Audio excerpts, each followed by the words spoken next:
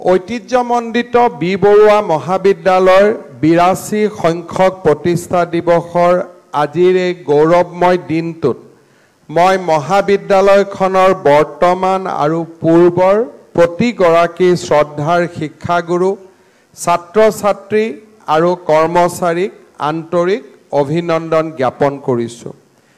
যিগৰাকী মহান অসমীয়াৰ নামেৰে এই মহাবিদ্যালয়খন নামাকৰণ কৰা হৈছে সেইগৰাকী স্বনামধন্য প্ৰথম অসমীয়া সদাগৰ ভোলানাথ বৰুৱাদেৱৰ প্ৰতি এই শুভ দিনটোত মই গভীৰ শ্ৰদ্ধাঞ্জলি নিবেদন কৰিছোঁ। এই মহাবিদ্যালয়খনৰ গৌৰৱময় ইতিহাসৰ সৈতে জড়িত হৈ আছে ভাৰত ৰত্ন লোকপ্ৰিয় গোপীনাথ বৰদলৈদেৱৰ নাম। মহাবিদ্যালয়ৰ প্ৰতিষ্ঠাৰ গুৰি ধৰাৰ লগতে তেখেত আছিল এই মহাবিদ্যালয়ৰ প্ৰতিষ্ঠাপক অধ্যক্ষ। মই গোপীনাথ বৰদলৈ ডাঙৰীয়াৰ প্ৰতিও আজিৰ এই প্ৰতিষ্ঠা দিৱসৰ গৌৰৱময় মুহূৰ্তত গভীৰ শ্ৰদ্ধাঞ্জলি নিবেদন কৰিছোঁ। স্বাধীন ভাৰতৰ স্বপ্নই দেশবাসীক ব্যাকুল কৰি ৰখাৰ সময়তে দ্বিতীয় বিশ্বযুদ্ধৰ জটিল সন্ধিক্ষণত আজিৰ দিনটোতে ঐতিহ্যমণ্ডিত বি বৰুৱা মহাবিদ্যালয়ৰ আৰম্ভণি হৈছিল। শৈক্ষিক ক্ষেত্ৰখন ব্ৰিটিছ সাম্ৰাজ্যবাদী শাসকৰ আচৰণৰ প্ৰতিবাদৰ ৰূপত এই মহাবিদ্যালয়ৰ বীজ ৰোপণ হৈছিল। ব্ৰিটিছ চৰকাৰে স্বাধীনতা আন্দোলনত অংশ লোৱাৰ বাবে সেই সময়ত কটন মহাবিদ্যালয়ত অধ্যয়ন কৰি থকা শিক্ষাৰ্থীসকলক শিক্ষা গ্ৰহণৰ ক্ষেত্ৰত বাধা আৰোপ কৰিছিল। এনে প্ৰেক্ষাপটত লোকপ্ৰিয় গোপীনাথ বৰদলৈয়ে ব্ৰিটিছ শাসকৰ পৰাধীন নোহোৱা এখন স্বাধীন চিটীয়া মহাবিদ্যালয় স্থাপনৰ কল্পনা কৰে। এই মহান কৰ্মত জড়িত হৈ পৰে ভোলানাথ বৰুৱাদেৱৰ আত্মীয় কেশৱকান্ত বৰুৱা ডাঙৰীয়া। তেখেতে সদাগৰ ভোলানাথ বৰুৱাদেৱৰ স্মৃতিত মহাবিদ্যালয়খন প্ৰতিষ্ঠাৰ বাবে ১০,০০০ টকাৰ সাহায্য আগবঢ়ায়।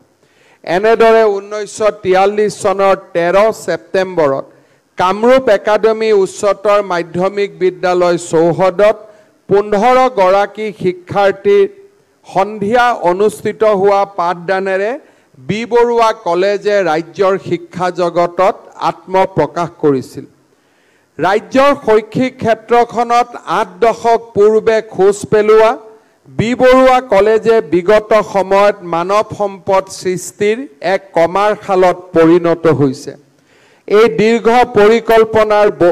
পৰিকল্পনাত বহু বৰেণ্য ব্যক্তিয়ে জ্ঞান প্ৰজ্ঞা আৰু অসামান্য প্ৰতিভাৰে মহাবিদ্যালয়খনক নতুন পোহৰেৰে জিলিকাই আহিছে। সুদীৰ্ঘকাল এই মহাবিদ্যালয়ত অধ্যক্ষৰ আসন অলংকৃত কৰিছিল অসমৰ এগৰাকী সৰ্বকালৰ শ্ৰেষ্ঠ সাংসদ পণ্ডিত হেম বৰুৱাদেৱে।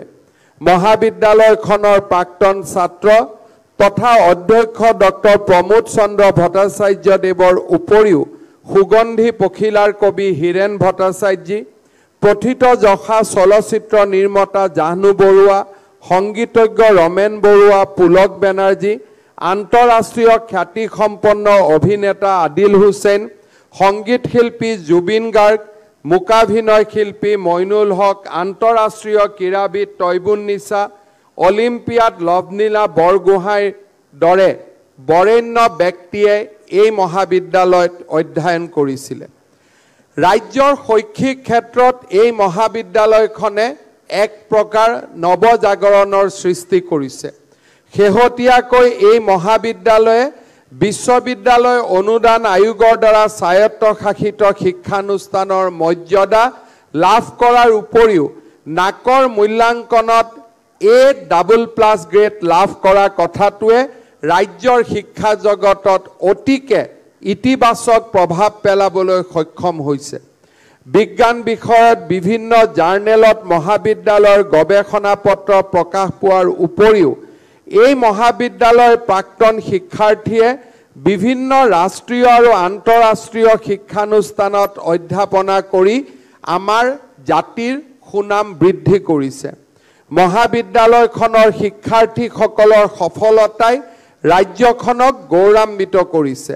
বি বৰুৱা মহাবিদ্যালয় আজি কেৱল অসমৰে নহয় সমগ্ৰ পূৰ্ব ভাৰতৰে এখন অগ্ৰণী শিক্ষানুষ্ঠান হিচাপে উজ্বলি উঠিছে।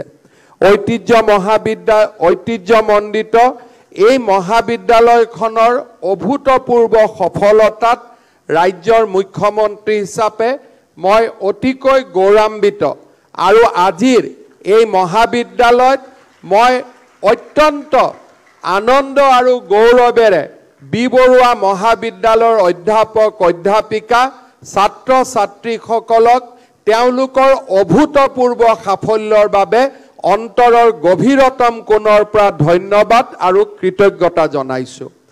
এই মহাবিদ্যালয়ৰ অসাধাৰণ সাফল্যই ৰাজ্যৰ পৰিৱৰ্তিত শৈক্ষিক পৰিৱেশখনক এক নতুন প্ৰেৰণা যোগাব।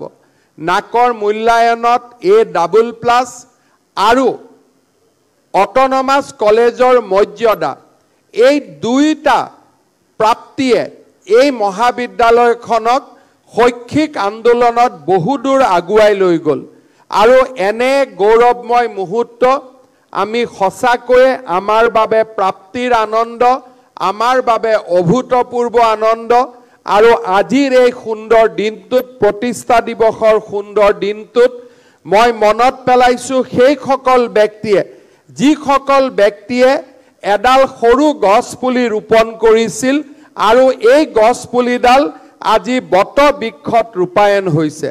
মই বিশ্বাস কৰোঁ তেওঁলোক য'তেই আছে তাৰ পৰা আজি বি বৰুৱা মহাবিদ্যালয়ৰ বৰ্তমানৰ পৰিয়ালটোক তেওঁলোকে আশীৰ্বাদ প্ৰদান কৰিছে। তেওঁলোকৰ কল্পনাক আজি আপোনালোকে বাস্তৱত ৰূপায়ণ কৰিছে। মই পুনৰবাৰ আপোনালোকক ধন্যবাদ আৰু অভিনন্দন জনাইছোঁ।